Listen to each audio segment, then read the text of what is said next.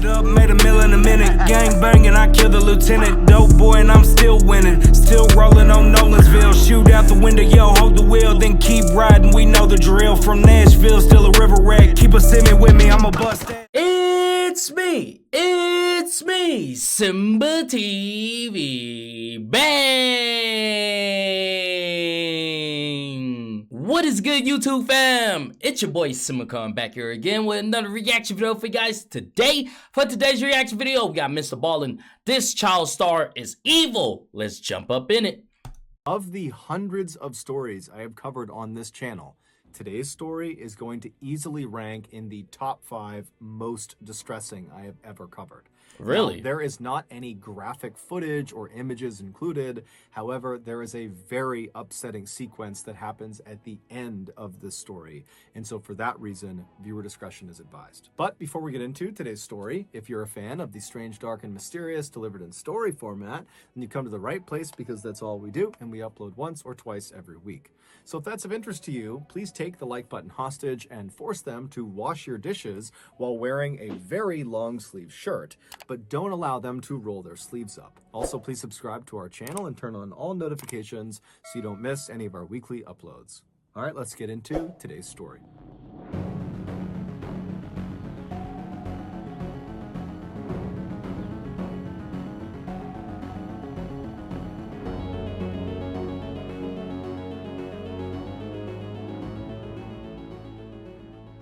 In 1986, Tom Hawks was a 39-year-old father of 2 teenage boys. He had previously been married to his boys' mother, but they had ultimately gotten a divorce. That year, Tom and his 2 sons were at this local chili cook-off in their neighborhood in Newport Beach, California, when Tom was looking out across the sea of people and he sees this stunningly beautiful woman he's never seen before, and he just finds himself staring at her. And he stares at her so long that this woman, she ends up noticing, and she looks up and kind of smiles and blushes and looks away, and Tom immediately is totally embarrassed because he just got caught staring at her, and so he decides, you know what, I gotta go over there and introduce myself. At that point, you and got so it, bro. Tom, who's this totally ruggedly handsome, muscular guy with this incredible mustache, he strides across the lawn and he walks up to this woman and he introduces himself, and she is all smiles, and she says her name is Jackie and she's 29 years old and she's single. And from that point onward, those two completely hit it off. They fell madly in love.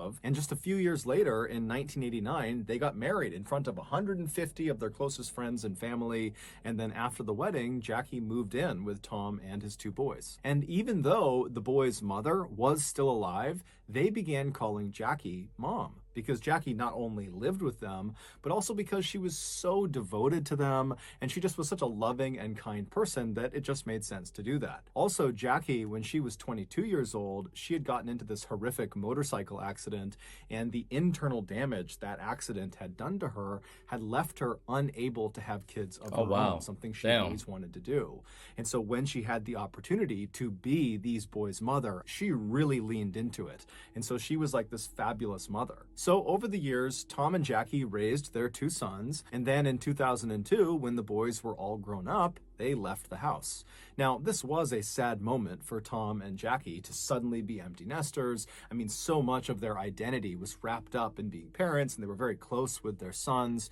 But at the same time, they knew this day was coming, and they had actually been preparing for it for several years. They had been putting money aside every single year to prepare for when their sons left, because they wanted to time it so they could retire at the same time. And their idea of retirement was to go buy a yacht and just live on the yacht and sail up and down the California and Mexican coastline. Now, neither Jackie nor Tom were wealthy at all. However, they were very good at saving money, and they were very disciplined, and they could live frugally. And so over the past couple of years, they really had saved virtually every penny so they could afford to buy this yacht.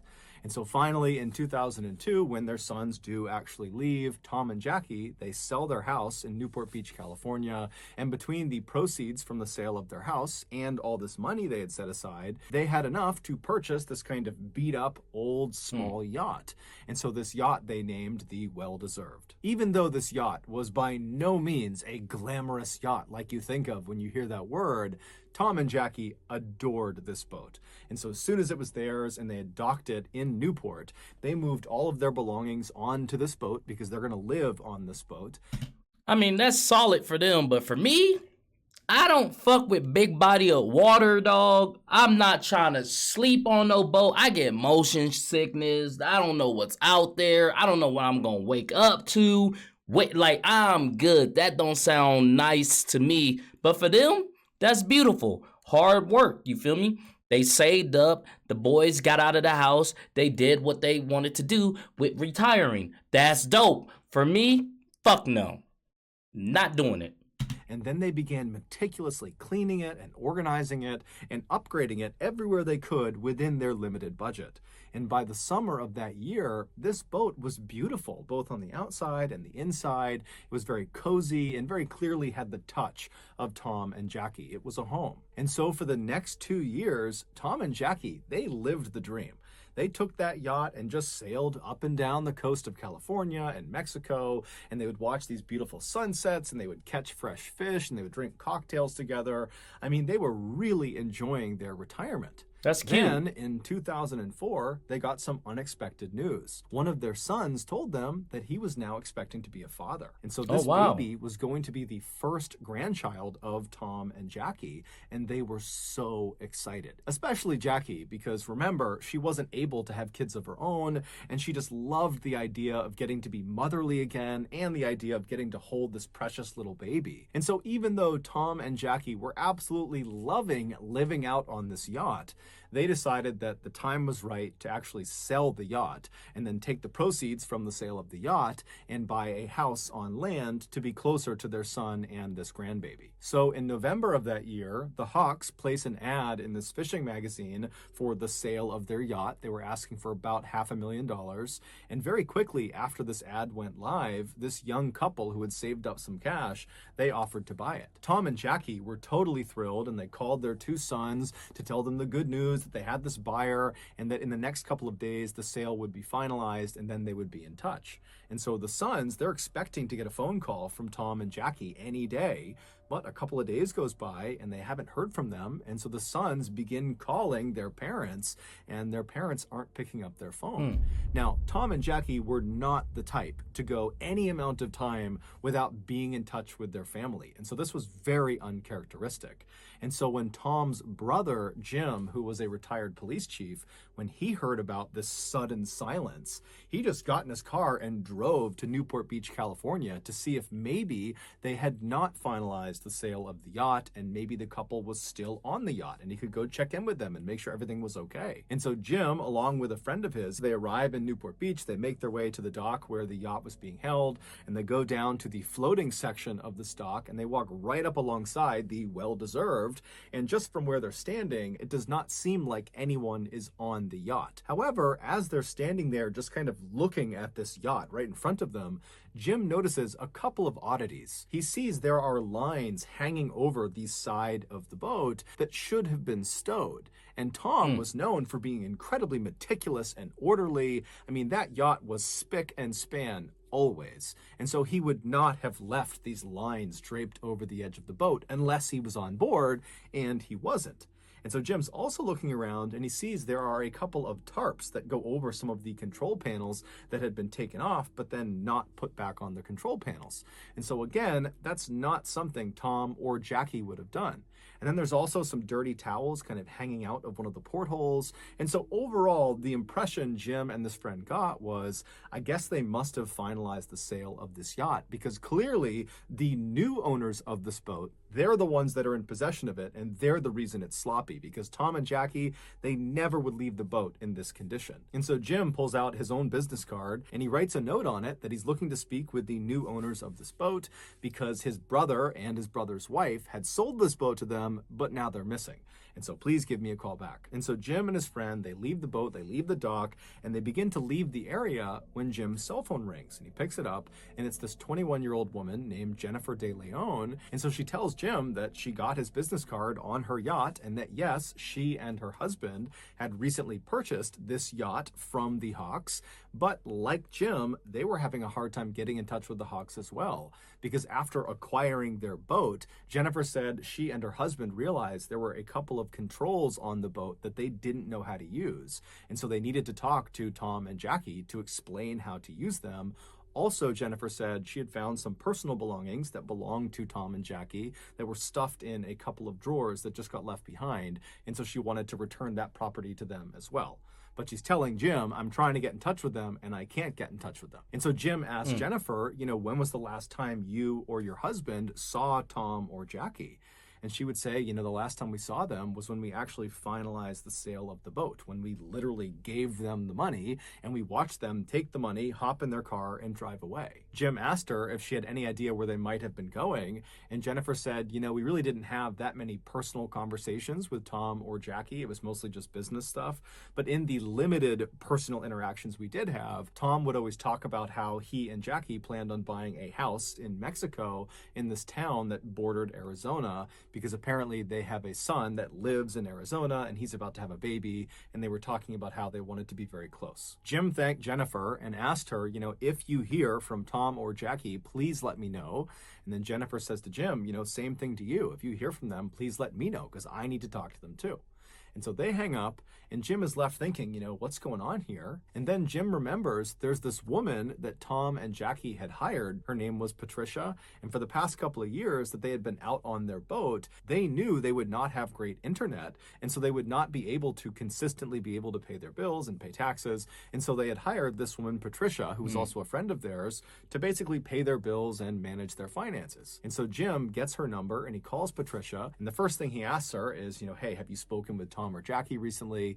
And she says, no, I haven't. And so Jim explains the situation and then asks Patricia, has Tom or Jackie recently made a large deposit into any of their accounts? Because just a couple of days ago, they would have received nearly $500,000. And so Patricia, she checks the accounts and she says, no, there's been no deposits made. And so Jim and Patricia are talking on the phone, trying to rationalize why Tom and Jackie would not have deposited so much money. Yeah. And they really couldn't come up with a reasonable explanation for it. And so after Jim hung up with Patricia, he just had a bad feeling about what was going on. And so Jim called the Newport Beach Police Department and he officially reported Tom and Jackie missing. The first thing the Newport Beach Police Department did with this missing person report was to do some digging on the new buyers of this yacht, the De Leons. And when they looked at the 25-year-old husband named Skyler, they discovered he was a felon. He had been arrested and convicted of armed robbery and had spent some time in jail for it. And so naturally, the police were immediately suspicious of Skyler De Leon, and really the De Leons in general, because they were the last ones to see the Hawks before they went missing. And so they sent one of their detectives down to the dock to just kind of walk around the yacht and just kind of feel it out, see what's going on down there, see if there's anything unusual. And so this detective goes down to the dock, they walk onto the floating section of the dock, and they walk right up alongside the well-deserved. And from the looks of it, it doesn't appear that anybody's on board. And as this detective is kind of looking in the window and just kind of looking around, they think they see what looks like a bloody handprint inside the boat. And so that would end up being enough to get a search warrant. And before long that day, there were police swarming this boat, looking all over it. But it would turn out that was not a bloody handprint. It was actually just some rust. And there was nothing else of significance that was found on board this boat. And so the police are pretty frustrated because they really don't have any leads. And so they contact Skyler De Leon and they say, hey, you need to come into the police station and explain exactly what happened during your final interaction with the Hawks. And so Skyler comes to the police station, he's totally cooperative, and he explains to the detectives that, he saw this ad in this fishing magazine for a yacht. He contacted Tom Hawk and said, I'm interested. The two of them met up and then went out for a sea trial, which is basically a test drive, but for a boat. And during the sea trial, Skyler told Tom that he liked the boat and he wanted to go forward with the purchase. And so on November 15th, Skyler, along with his pregnant wife and his young daughter, and also a notary and another person, a friend of Skyler's that was there just kind of as a witness, they go to the parking lot of the dock right near where the yacht is. And then the Hawks show up, Tom and Jackie, and the De Leons literally hand over a suitcase full of cash to Tom, and then Tom and Jackie, with the notary, they signed the sale documentation, basically giving the boat over to the De Leons, and then Tom and Jackie took their suit. My whole question is, if you're giving them $500,000 and you're a felon, not saying like, felons can't be rich or anything or have money or anything like that, but I'm saying, like, how the hell did you get $500,000? That's my question. Like, what do you do? Because it's not explained what this couple does. You know, that wasn't brought up. Like, what does this couple does for them to be able to have $500,000 in cash to hand over? That's my question. Case full of cash, hopped in their SUV, and they drove off, presumably to go to Mexico. When the police asked Skylar, how were you able to afford such an expensive vessel, Skylar would tell them that back in the 1990s, he was actually a child star, or kind of. He was an extra on the very popular TV show Power Rangers, and from being on that show, he had made a bunch of money and he had set it aside. And as Skylar is telling the detectives this, he kind of just stops himself at some point and he's like, you know what? That's not really the truth. The reality is the reason we had the money to do this is not because of the cash I got from being a child star. It's actually because I stole the money. It would turn out that armed robbery that Skylar was convicted for and spent some time in jail for, that was because he was stealing money from this drug kingpin. And before he was arrested and sent off to jail, he had managed to take the money that he had stolen and hide it. And then after he had gone to jail and got out again, he came back to his hiding space and he just retrieved the money. But this money was stolen drug money, so it was hot. And so he needed to get rid of it. He needed to launder the money. And so that was why he was buying this yacht. He was going to buy it with this dirty money in bulk, in cash, and basically transform this hot, dirty money into this yacht. And then he was going to sell the yacht and get clean money for it. And so the police are totally shocked at this confession because Skylar has just completely incriminated himself in a money laundering scheme. But the police would ultimately say to Skylar, you know what? We're not going to charge you with money laundering because you're being so forthright and helpful with this investigation. And so they let Skylar go. The police would go on to interview Skylar's wife, Jennifer, as well as the notary and also that other friend who had come along for that final sale of the boat who was there as a witness. And so the police interview all three of those people and they ask them, you know, what was your final interaction with Tom and Jackie like? And they all described the same situation of seeing Tom and Jackie taking the suitcase full of cash and then signing the paperwork, hopping in their car and driving off. The only detail that seemed to differ amongst these four people who were there was the way Tom and Jackie were acting. Skylar made it seem like Tom was kind of anxious and paranoid about having all this money, whereas the notary said, you know, Tom and Jackie seemed completely normal to me. After all the interviews with these people who had seen Tom and Jackie last, the police felt like they had kind of reached a dead end and just didn't know what to do next. And so they went to the media and asked them to put out a bulletin that had a picture of Tom and Jackie, as well as a picture of their vehicle, and it asked people to come forward if they had seen them. And sure enough, within a couple of days of this bulletin going out on TV, this older couple in Mexico called the police to say the Hawks SUV is right across the street from me right now. It's parked right on the road. And so naturally, the Mexican authorities, as well as American authorities, they rush to this location and they charge up to the house where this SUV is parked, and they're kind of expecting to find Jackie and Tom inside, or someone that at least knows Tom and Jackie. But when they knock on the door, this guy nobody recognized, someone who was living in Mexico, he comes up to the door and he's looking very confused, and the police ask him, you know, whose SUV is that parked outside? And he said, oh, well, that's my friend's car. And they say, well, is your friend Tom or Jackie Hawks? And the guy's like, no, who's that? The car belongs to Skylar De Leon. This was, of course, the moment when the police realized Skylar was lying to them. He had... Oh, shit, son. Shit just turned left real fast. I was not expecting that. I don't know what I was expecting, but it wasn't that. Oh, shit went left. Expecting to find Jackie and Tom inside, or someone that at least knows Tom and Jackie. But when they knock on the door, this guy nobody recognized, someone who was living in Mexico, he comes up to the door and he's looking very confused, and the police ask him, you know, whose SUV is that parked outside? And he said, oh, well, that's my friend's car. And they say, well, is your friend Tom or Jackie Hawks? And the guy's like, no, who's that? The car belongs to Skylar De Leon. This was, of course, the moment when the police realized Skylar was lying to them. He had told police the last time he had seen Jackie and Tom, they had hopped in their SUV and they had driven off. But clearly that was not the last time, because he somehow managed to acquire their car afterwards, and then he gave it to this random person in Mexico. So the police in Newport Beach, they used Skylar's money laundering confession on camera to bring him in. They arrested him on money laundering, and then with him in custody, they searched his home. And inside of his and Jennifer's house, they found all these things that belonged to the Hawks. Things like laptops and video cameras, things Tom and Jackie would not have left behind on the boat. But despite all this evidence connecting Skylar De Leon to the Hawks' disappearance, he maintained his innocence and said this was just a big misunderstanding. And then while he was in custody getting grilled by police, his wife, Jennifer, was also saying the same thing, that Skylar didn't do anything. She was even going on talk shows and talking about how this is just one big misunderstanding and Skylar had nothing to do with the Hawks' disappearance. That they are just as concerned about Tom and Jackie. How are you concerned with they shit in your house? We're not buying it. I'm not buying it, bro. Skylar knew something that he wasn't telling them, obviously. However, they weren't really getting anywhere interviewing Skylar. He was just kind of saying, look, I had nothing to do with it. And so the police decide, let's go back and re-interview the notary and also that other friend who was there as a witness on that day that the final sale of the boat took place. And so they call the notary back into the police department, and the notary is this woman named Kathleen Harris, who's never gotten in trouble in her life, and she's been a very successful notary for a long time.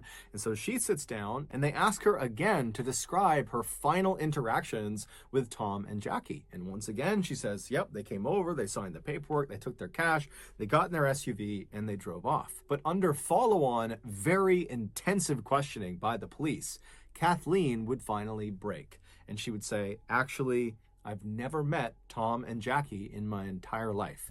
I was paid up front in cash by Skylar De Leon to backdate those sale documents that had already been signed. I have no idea what happened to Tom and Jackie. Next, the police went out and got that friend who was also there at the time of the final sale, that witness. His name was Alonzo Mason. And so they bring him in and they ask him, you know, what was your final interaction like with Tom and Jackie? And at first he stuck to the story that, you know, they got the cash, they hopped in the SUV, they drove off, that's all it was. And the police stop him and they're like, we just spoke to the notary and she said she was lying. She wasn't even there. She had backdated those documents. So we know you're lying. And so as soon as Alonzo got caught red-handed, he began to clam up. It was pretty obvious he did not want to say anything else. And since the police really needed something to happen with this case, they said to Alonzo, we will make sure your sentence is heavily reduced if you tell us everything you know about what happened to Tom and Jackie. And so Alonzo says, okay, I'll tell you. Alonzo was a young guy, very impressionable. He was in his early to mid-20s, and he was actually a jailer, and he had met Skylar when Skylar was in jail. He was in jail for that armed robbery.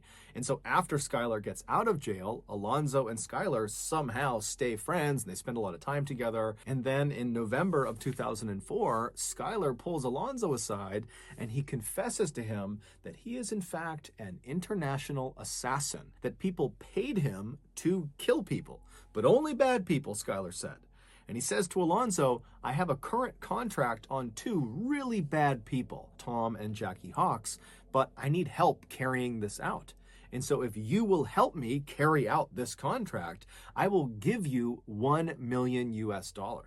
And so Alonzo's like, man, okay, yeah, I'll help you. And so on November 15th, Skylar, Alonzo, and a third man that Skylar had recruited to be a part of this job. He was this big, muscular, intimidating-looking guy who was actually a longtime Southern California gang member. His name was John Kennedy. Those three, they show up at the parking lot of the dock not to finalize the sale of this yacht. They weren't even close to finalizing the sale. They were there to meet up with Tom and Jackie to do a sea trial, a test drive. But when Tom and Jackie arrive, Tom, who was a longtime probation officer and so was very used to being around felons and convicts, he immediately sized these three up and thought, bad news. And so when the two parties met each other in the parking lot, Skylar started to notice that Tom was definitely apprehensive about getting on a boat with them. In fact, Tom was talking about potentially rescheduling and that, today's not a good day. And Skylar's seeing, okay, they're clearly uneasy about getting on the boat with us. And so Skylar says, hey, Tom, Jackie, hold on a minute. I'm going to step aside and make a phone call. And so Skylar steps aside and he calls his wife, Jennifer, and she was not far away. And so just a couple of minutes later, Jennifer pulls into the parking lot carrying her little 1-year-old baby girl. And as soon as she walks over to this group, the dynamic completely changes. Jackie sees this baby and she immediately falls in love with it and she wants to hold the baby and she loves Jennifer. Jennifer is so sweet. And so Jackie seems very much at ease and Tom notices that. And so Tom begins to loosen up, and before long, Tom is saying to Skylar, you know what, guys? Today's fine. Let's do the sea trial. And so the group eventually begins to make their way onto the yacht, the well-deserved, to do the sea trial. And right as they're about to get on, Jennifer says, hey guys, I can't go on the sea trial. The baby's upset. I gotta go home. I'll see you guys when you get back. And at this point, Tom and Jackie, they've already committed to doing the sea trial. And so even if they were a little bit apprehensive going on this boat with just these 3 guys, they put their faith in the De Leons that this was on the up and up. So the 2 Hawks, along with these 3 men, they trust get on your board gut. the boat, and they begin heading out towards open water. And so Tom was piloting the boat. And at some point when they were very far away from the dock and really any land in any direction, Skylar and John come up to Tom and they say, hey,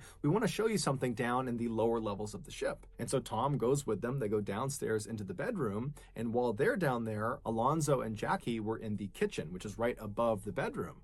And as they're standing there, Alonzo and Jackie suddenly hear this very loud commotion coming from the bedroom. Now, Alonzo knew what that was. It was Skylar and John attacking Tom, and so that was his cue. Alonzo leapt forward and he grabbed onto Jackie, and before Jackie could even figure out what was going on, he had thrown her to the ground, pulled her hands behind her back, and then he pulled out handcuffs that he had, and he handcuffed her hands together. Sounds like Jackie's here, Alonzo's here, and then that's where Thomas Hawks, Skylar, and JFK are on the bottom.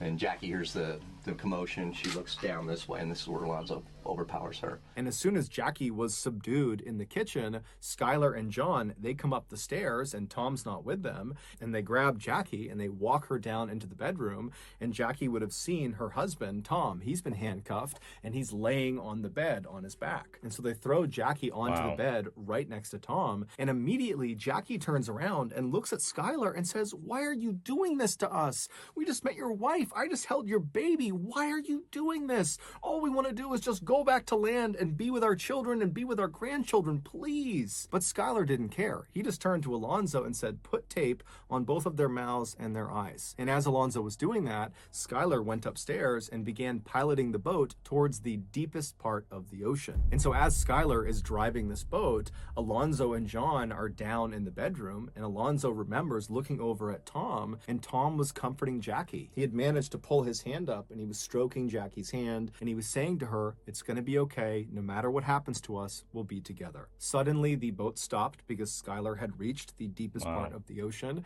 and he called down to John and Alonzo to bring Jackie and Tom up onto the deck. And so Alonzo and John do just that. They march Tom and Jackie up the steps. They bring them out to the deck of the ship, and then Skylar forces them to sign the sale documentation for the boat, as well as had them sign additional paperwork that gave Skylar access to their bank accounts. And while they were signing these documents, Jackie actually misspelled her last name on one of the signature blocks. She left the S off of her last name. That's not something she would have done by accident. It's pretty clear she did that on purpose to signal to the future that she signed this under duress. After all these documents were signed, the 3 men led their 2 captives to the back of the boat. And then once they were standing at the back of the boat, Skylar tells Alonzo, in earshot of Jackie and Tom, to, hey, go to the front of the boat and get the anchor. And so Tom and Jackie, they know that whatever's going to happen to them next, it's not good. And so Jackie begins pleading with them to let them live, let them go back to land, let them see their grandchild. And Tom manages to shake his restraints from John, who was holding him, and he manages to kick Skylar really hard in the groin. But after that, John leapt on top of Tom and Jackie and subdued both of them. And then he positioned Tom and Jackie so they were sitting down back to back with their handcuffs connected to each other. And then Alonzo shows up dragging this heavy anchor, and he finally gets it all the way over until it's right next to Tom and Jackie, at which point Skylar grabs the long metal chain that came off of the anchor, and he felt around until he got to the very end of the chain. So not the side closest to the anchor that's attached to it, the far other side, the bitter end of this chain. And he reached down and he connected that portion of the chain to Tom and Jackie's handcuffs. And then once he was sure their handcuffs were securely fastened to the end of this chain, Skylar stood up, walked over and grabbed the anchor, and with quite a bit of effort, he managed to lift it up and threw it over the side of the boat. As soon as that anchor hit the water, all Tom and Jackie would have heard for several seconds would be the sound of all of that loose chain that they were connected to being rapidly pulled off the boat and being sucked down into the water. Wow. And so that chain was going up and over this wooden railing, and so all they would have heard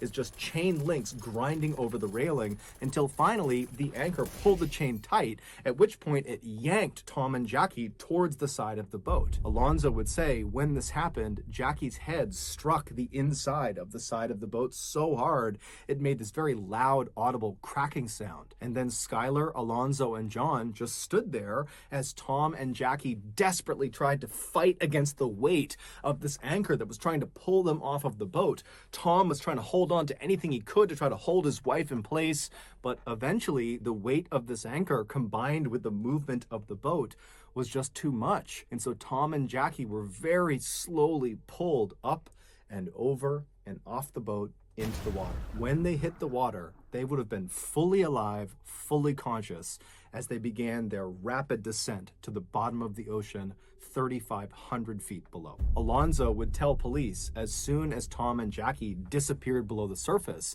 Skylar let out a woohoo and ran over to the edge of the boat and looked into the water like a giddy child. And he was staring at where they had disappeared, and he was just grinning and laughing. And then finally, when the water went calm and there were no more bubbles, Skylar just kind of laughed, turned around, and made his way back to the cockpit and began piloting the boat back towards the dock. Even though Jennifer was not on the boat at the time of the murder, she was equally involved in it. In fact, the attack was her idea. She wanted more money, and she saw this scheme as being a way of doing that. So remember, when she showed up at the dock parking lot with her baby and put Jackie and Tom at ease to help get them out on that sea trial, she was doing that very intentionally to trap Jackie and Tom. She knew what was going to happen out on that boat. She was trying to get them to go so they could be murdered and they could steal their boat. And when Skylar was out on the boat, before, during, and after the murders, he would step aside and call Jennifer to let her know how it was going and kind of get her feedback and ask for advice about what they should do next. With that in mind, one of the darker elements of this case has to do with the video camera that was discovered